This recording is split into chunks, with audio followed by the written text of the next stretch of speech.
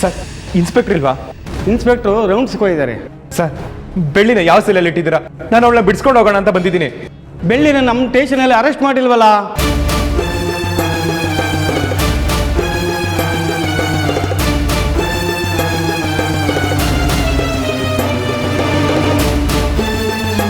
Sir ಏನು ಹೇಳ್ತಿದ್ದೀರಾ ನೀವು? ಊರವರು ಗಲಾಟೆ ಮಾಡ್ತಾರೆ ಅಂತ ಸಿಟಿ ಸ್ಟೇಷನ್ಗೆ ಕರ್ಕೊಂಡು ಇರ್ಬೋದು. ಸಿಟಿಲಿ ಯಾವ ಪೊಲೀಸ್ ಸ್ಟೇಷನ್ ಅಂತ ನಿಮ್ಗೆ ಏನಾದ್ರು ಗೊತ್ತಿರ್ಬೋದಾ ಸರ್? ಯಾವ ಸ್ಟೇಷನ್ ಅಂತ ಗೊತ್ತಿಲ್ಲ, ಕೇಳ್ಬಿಟ್ಟು ತಿಳಿಸ್ತೀನಿ ನಿಮಗೆ. ಸರ್ ದಯವಿಟ್ಟು ಇದೊಂದು ಉಪಕಾರ ಮಾಡಿಕೊಡಿ ಸರ್. ಬೆಳ್ಳಿನ ಯಾವ ಸ್ಟೇಷನಲ್ಲಿ ಇಟ್ಟಿದ್ದಾರೆ ಅಂತ ಹೇಳಿದ್ರೆ ನಾನು ಅಲ್ಲೇ ಹೋಗಿ ಬಿಡಿಸ್ಕೊಂಡು ಬರ್ತೀನಿ. ಧೈರ್ಯವಾಗಿ ನೀವು ಸಿಟಿಗೆ ಹೋಗ್ರಿ, ನಾನು ತಿಳಿಸ್ತೀನಿ.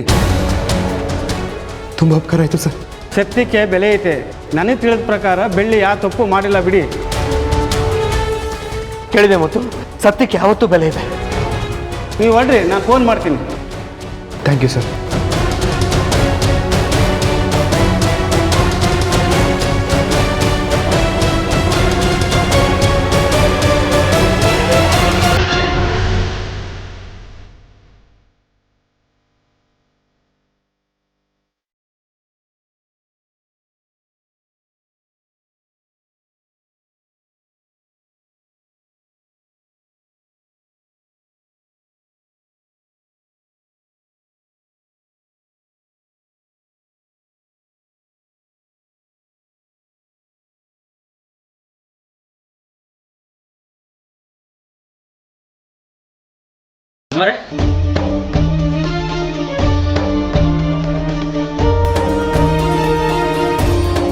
ಅಮ್ಮ ಅಮ್ಮ, ಯಾಕಿಲ್ಲೇ ನಿಂತ್ಕೊಂಡ್ಬಿಟ್ಟೆ? ಒಳಗೆ ಹೋಗೋಣ ಬಾ.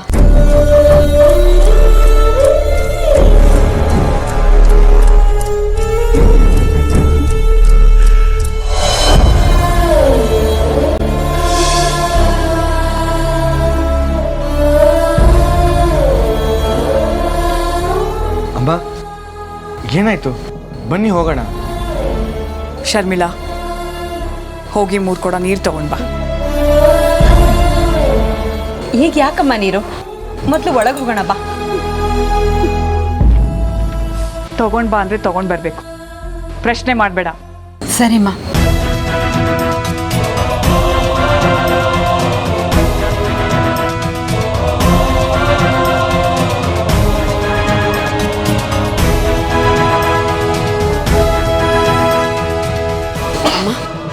ನೀರು. ಆ 3 ಕೊಡ ನೀರನ್ನು ನನ್ನ ತಲೆ ಮೇಲೆ ಸುರಿ. ಅಮ್ಮ, ನೀನು ಏನು ಮಾಡ್ತಿದ್ಯೋ ನನಗೊಂದು ಅರ್ಥ ಆಗ್ತಿಲ್ಲ. ನಮಗೆ ಭಯ ಆಗ್ತಿದೆ. ಸುರಿ ಅಂತ ಹೇಳಿದ್ನಲ್ಲ, ಸುರಿ.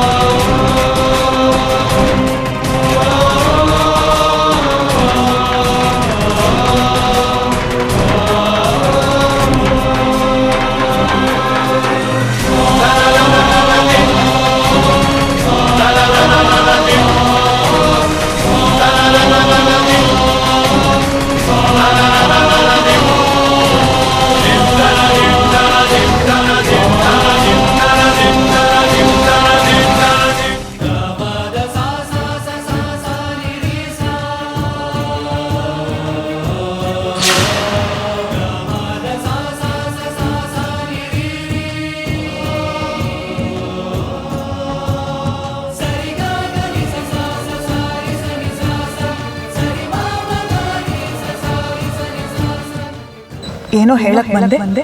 ಇಲ್ಲಿ ಬೇಡ ಚಿಕ್ಕಮ್ಮ, ನನ್ನ ಜೊತೆಗೆ ಬಂದೆ.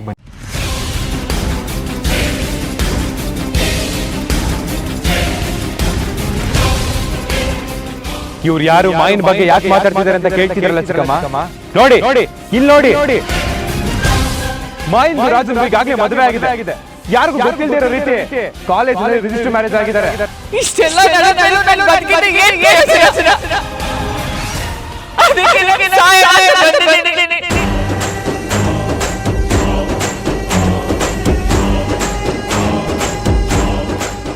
ಚಿಕ್ಕಮ್ಮ,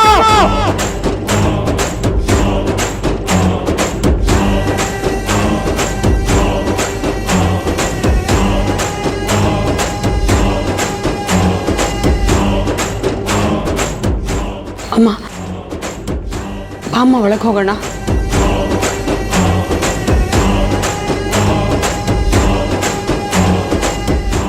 ನೀಲ, ನೀನು ಈ ರೀತಿ ಯೋಚನೆ ಮಾಡೋದು ಸರಿ ಇಲ್ಲ. ನಿನ್ನ ಆರೋಗ್ಯದ ಗತಿ ಏನಾಗಬೇಡ. ಮನಸ್ಸೇ ಸರಿ ಇಲ್ಲ ಅಂದಮೇಲೆ ಆರೋಗ್ಯದ ಬಗ್ಗೆ ಯಾಕೆ ಯೋಚನೆ ಮಾಡಬೇಕು? ಅಮ್ಮ ಬಾ ಅಮ್ಮ ಒಳಗೆ ಹೋಗೋಣ. ಬಟ್ಟೆ ಬದಲಾಯಿಸ್ಕೊ. ಬಾ ಅಮ್ಮ. ಅಮ್ಮ, ನೀನು ಹೀಗಿರೋದು ನಮ್ಮ ಕೈಲಿ ನೋಡೋಕ್ಕಾಗಲ್ಲ. ದಯವಿಟ್ಟು ಒಳಗಡೆ ಬಾ. ನೀಲ, ಮಕ್ಕಳ ಮಾತನ್ನ ಕೇಳು. ನಡಿ ಒಳಗೆ. ಬಾ ಅಮ್ಮ ಒಳಗೆ ಹೋಗೋಣ. ಬಾ ಅಮ್ಮ. ಬಾ. ನಡಿ.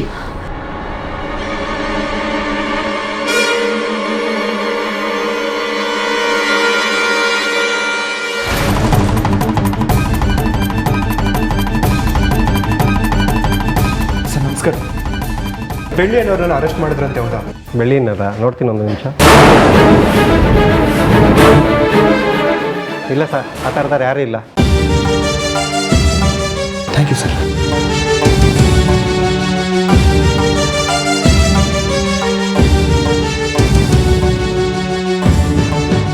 ಹೌದು, ಏನಾಯ್ತು? ಏನೋ ಇದು, ಈ ಸ್ಟೇಷನಲ್ಲೂ ಅರೆಸ್ಟ್ ಮಾಡಿಲ್ಲ ಅಂತಿದ್ದಾರೆ. ನನ್ನ ಕೈ ಕಾಲೇ ಆಡ್ತಿಲ್ಲ ಷಣ್ಮುಗ.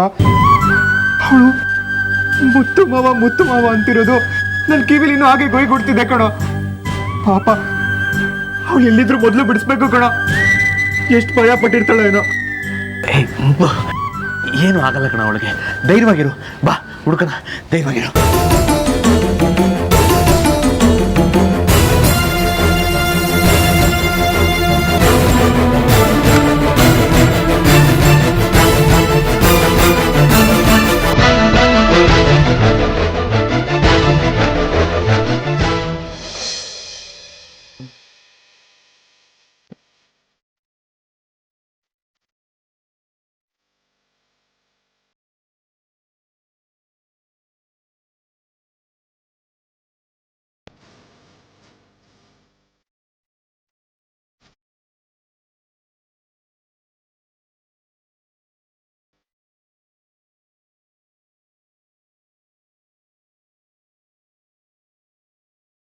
ಚಿಕ್ಕಮ್ಮ, ಬಂದೆ ಮುತ್ತು. ಮುತ್ತು ಬಂದೆ. ಬಂದೆ ಮುತ್ತು. ಶರ್ಮಿಳಾ, ಬೈರಾ.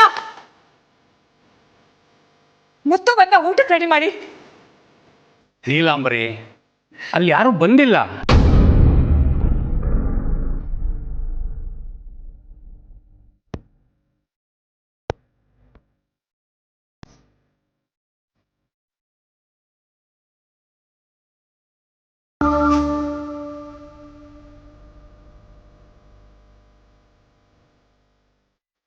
ಮುತ್ತು ನಿನ್ನ ಕೂಗಲಿಲ್ಲ. ನೀನು ಅವನ ಮೇಲಿಟ್ಟಿರೋ ಪ್ರೀತಿ ಕೂಗೋ ಹಾಗೆ ಮಾಡಿದೆ. ನಿನ್ನ ಯಾವತ್ತೂ ಈ ಥರ ನೋಡಿರ್ಲಿಲ್ಲ ಅಮ್ಮ. ಏನಾಗಿದೆ ನಿನಗೆ? ಮನ್ಸಲ್ಲಿ ಇಷ್ಟೊಂದು ನೋವಿಡ್ಕೊಂಡು ಕೊರ್ಗೋದಕ್ಕೆ ಕಾರಣ ಆದ್ರೂ ಏನಮ್ಮ? ನಿನ್ನ ಮುಖದಲ್ಲಿ ಮುಂಚೆ ಇದ್ದಿದ್ದ ಕಳನೇ ಇಲ್ಲ ನೀಲಾಂಬರಿ. ಇದೆಲ್ಲ ನೋಡ್ತಾ ಇದ್ರೆ ನಾನು ಅನ್ಕೊಳ್ತಾ ಇರೋದೇ ನಿಜ ಆಗ್ತಿದೆ. ಏನ್ ಮಾವ ಅದು? ಮುತ್ತು ನೀಲಾಂಬರಿನ ತನ್ನ ತಾಯಿ ಅಂತ ಪ್ರೀತಿಸೋದಕ್ಕಿಂತ ಹೆಚ್ಚಾಗಿ ನೀಲಾಂಬರಿಗೆ ಮುತ್ತು ಮೇಲಿರೋ ಪ್ರೀತಿ ಹೆಚ್ಚು ಅಂತ ನನಗನ್ನಿಸ್ತಾ ಇದೆ.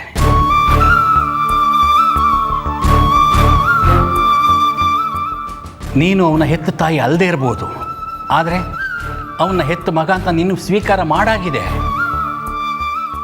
ಇನ್ನೂ ತಾಯಿ ವಾತ್ಸಲ್ಯನ ಮರೆಮಾಚಕ್ಕಾಗಲ್ಲ.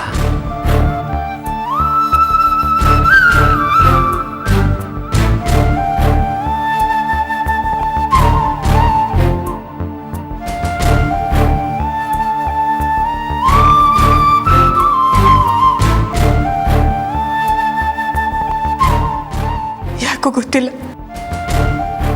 ಅವನು ನನ್ನ ಬಿಟ್ಟು ಹೋಗಿದ್ದು ಮನಸ್ಸಿಗೆ ತುಂಬಾ ಕಷ್ಟ ಅನಿಸ್ತಿತ್ತು.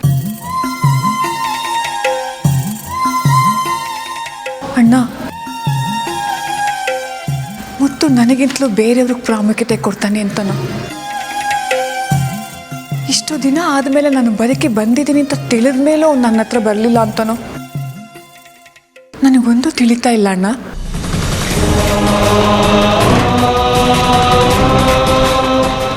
ಇಷ್ಟೆಲ್ಲ ಆದ್ಮೇಲೆ ನಾನು ತಾಯಿನೇ ಅಂತ ಅನಿಸ್ತಾನೆ ಇಲ್ಲ. ನನ್ನನ್ನೇ ದೇವರು ಅಂತ ಪೂಜಿಸ್ತಿದ್ದವನು ಇದ್ದಕ್ಕಿದ್ದಾಗೆ ಹೀಗೆ ಬದಲಾಗ್ತಾನೆ ಇದ್ರೆ ನಂಬೋಕೆ ಆಗ್ತಿಲ್ಲ.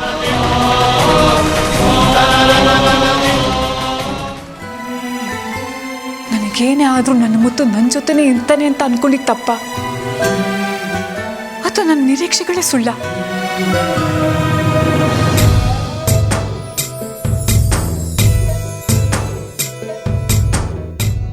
ಗಲಾಟೆನಲ್ಲಿ ಮುತ್ತು ಹೊಡಿತಿರ್ಬೇಕಾದ್ರೆ ನೀನೇ ಬಂದು ತಡೆದೆ. ಆಗಲೇ ನಮಗೆ ಗೊತ್ತಾಯ್ತು ಮುತ್ತು ಮೇಲೆ ನಿನಗೆ ಎಷ್ಟು ಪ್ರೀತಿ ಇದೆ ಅಂತ. ನೀನು ಬದುಕಿಲ್ಲ ಅಂತ ಗೊತ್ತಾದಾಗ ನಾವೆಲ್ಲ ಎಷ್ಟು ನೊಂದ್ಕೊಂಡ್ವಿ ಗೊತ್ತಾ ಅಮ್ಮ. ನಾವೆಲ್ಲರೂ ಪಟ್ಟಿರೋ ಕಷ್ಟ ಅಷ್ಟಿಷ್ಟಲ್ಲ, ಎಲ್ಲರೂ ಒಟ್ಟಿಗೆ ಸತ್ತು ಹೋಗೋಣ ಅನ್ಸಿತ್ತು.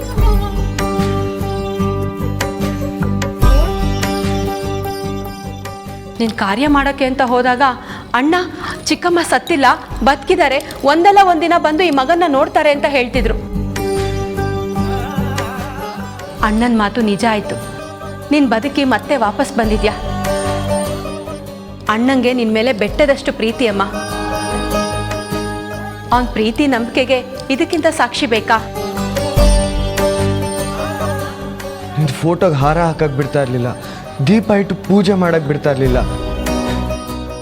ನಿನ್ನನ್ನು ದೇವ್ರ ಥರ ನೋಡ್ತಿದ್ದಮ್ಮ ಅಣ್ಣ. ಅವನ ಮನಸ್ಸಲ್ಲಿ ಯಾವ ಕಪಟನೂ ಇಲ್ಲ.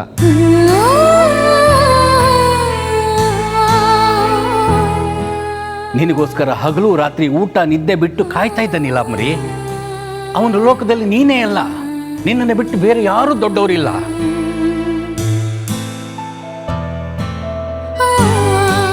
ಅವನಿಗೆ ನಿನ್ನ ಬಿಟ್ಟು ಬೇರೆ ಯಾರು ಬೇಕಾಗಿಲ್ಲ ಅಂತ ನಾವು ನಂಬಿದ್ವಿ. ಆದ್ರೆ ಸಡನ್ ಆಗಿ ಅಣ್ಣಂಗೆ ಬೆಳ್ಳಿನೇ ಹೇಗೆ ಮುಖ್ಯ ಆದ್ಲು?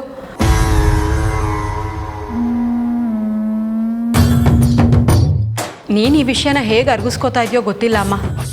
ನಮಗಂತೂ ಸಿಡಿಲ್ ಬಡ್ದಾಗ ಆಗಿದೆ. ನೀನು ಇಲ್ಲಿ ನಿಂತು ಇಷ್ಟೊಂದು ನೋವು ಪಡ್ತಾ ಇರೋದಕ್ಕೆ ಬೇರೆ ಯಾರು ಕಾರಣ ಅಲ್ಲ ಅಮ್ಮ, ಆ ಬೆಳ್ಳಿನೇ.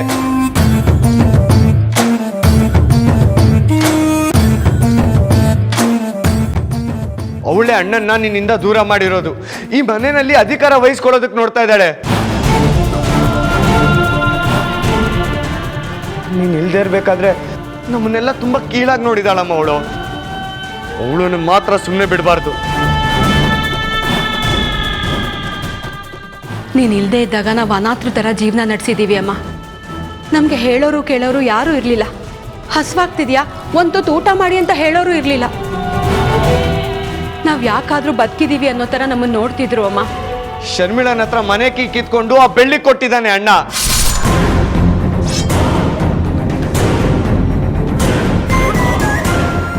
ನನ್ನನ್ನ ಕಳ್ಳಂತರ ನೋಡ್ತಾ ಇದ್ರು.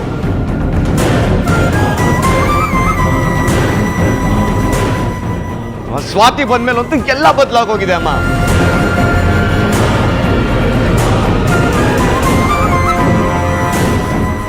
ಸ್ವಾತಿನ? ಹೌದಮ್ಮ. ಈ ಮನೇಲಿ ಪ್ರತಿಯೊಂದು ವಿಷಯಕ್ಕೂ ಆ ಬೆಳ್ಳಿನ ಇಲ್ಲಾಂದ್ರೆ ಷಣ್ಮುಗನ್ನ ಕೇಳಬೇಕು. ಈ ಮನೇಲಿ ರಾಜ್ಯಭಾರ ನಡೆಸಬೇಕು ಅಂತ ಮೊದಲೇ ಸ್ಕೆಚ್ ಹಾಕೊಂಡ್ ಬಂದಿದ್ರು, ಈಗ ಹಾಗೆ ನಡ್ಕೋತಿದ್ದಾರೆ.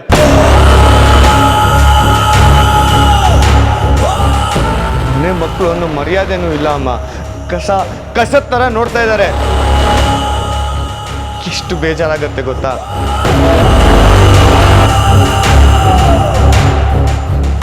ಸ್ವಾತಿ ಬೆಳ್ಳಿನ ಚಿಕ್ಕಮ್ಮ ಅಂತ ಕರೆಯಕ್ಕೆ ಶುರು ಮಾಡಿದ್ಲು. ಅಣ್ಣಂಗೆ ಮಾಯನ್ ಬಗ್ಗೆ ಕೆಟ್ಟ ಭಾವನೆ ಬರೋ ಹಾಗೆ ಮಾಡಿ ಅವಳನ್ನ ಮನೆಯಿಂದ ಹೊರಗಡೆ ಕಳಿಸಿದಾರಮ್ಮ.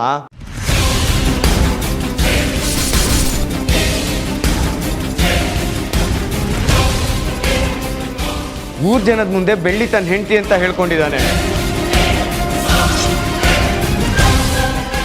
ಅವ್ನು ನಮ್ಮನ್ನು ಚೆನ್ನಾಗಿ ನೋಡ್ಕೊಳ್ದೇ ಇದ್ರು ಪರವಾಗಿಲ್ಲ, ನಮ್ಮ ಕಡೆ ಗಮನ ಕೊಡದೇ ಇದ್ರು ಪರವಾಗಿಲ್ಲ. ಆದರೆ ನಿನಗೆ ಅವಮಾನ ಮಾಡ್ತಾನೆ ಅಂತ ಅನ್ಕೊಂಡಿರ್ಲಿಲ್ಲ. ಇನ್ನು ಯೋಚನೆ ಮಾಡಿ ಪ್ರಯೋಜನ ಇಲ್ಲ.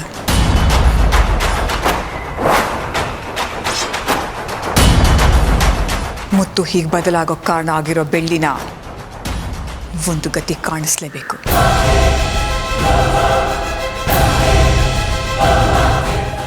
ಏನು ಮಾಡಬೇಕು ಅಂದ್ಕೊಂಡಿದ್ಯಮ್ಮ?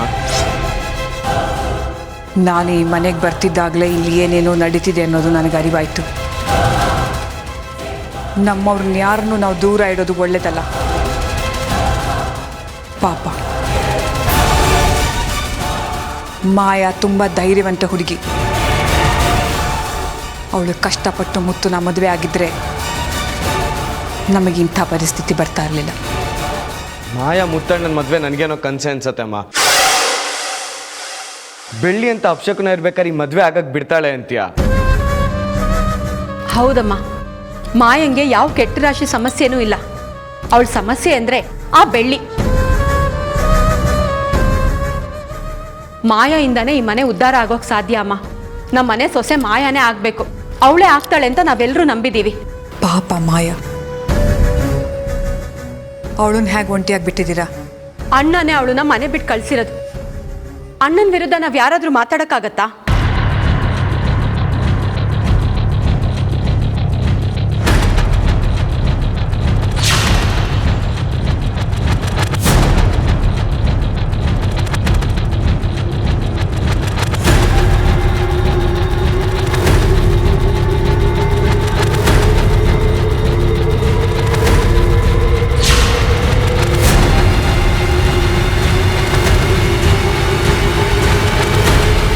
ನಿಮ್ಮಪ್ಪ ನನ್ನ ಕುತ್ತಿಗೆ ಕಟ್ಟಿದ ತಾಳಿ ಇದು.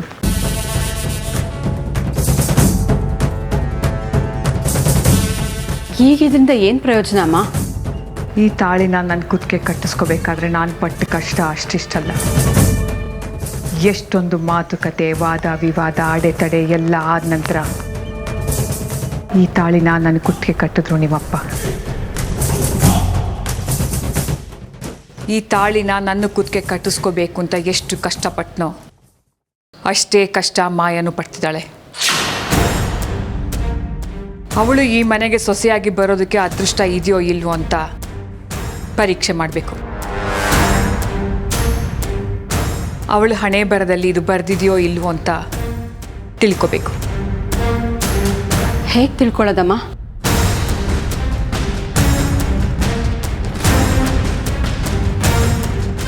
ಒಂದು ದೊಡ್ಡ ಕರ್ಪೂರ ತಗೊಂಡು ಬಾ, ಆಮೇಲೆ ಹೇಳ್ತೀನಿ.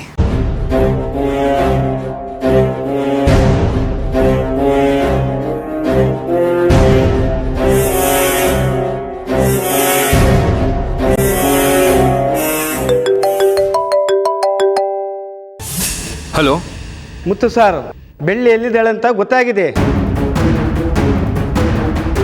ಎಲ್ಲಿ ಸರ್? ಅವಳನ್ನ ಕಳಸಾಪುರ ಸ್ಟೇಷನ್ಗೆ ಕರ್ಕೊಂಡೋಗಿದ್ದಾರೆ. ಸರಿ, ಅವಳನ್ನ ಹೋಗಿ ನೋಡಿ ಅಲ್ಲಿ. ಸರಿ ಸರ್, ಥ್ಯಾಂಕ್ ಯು.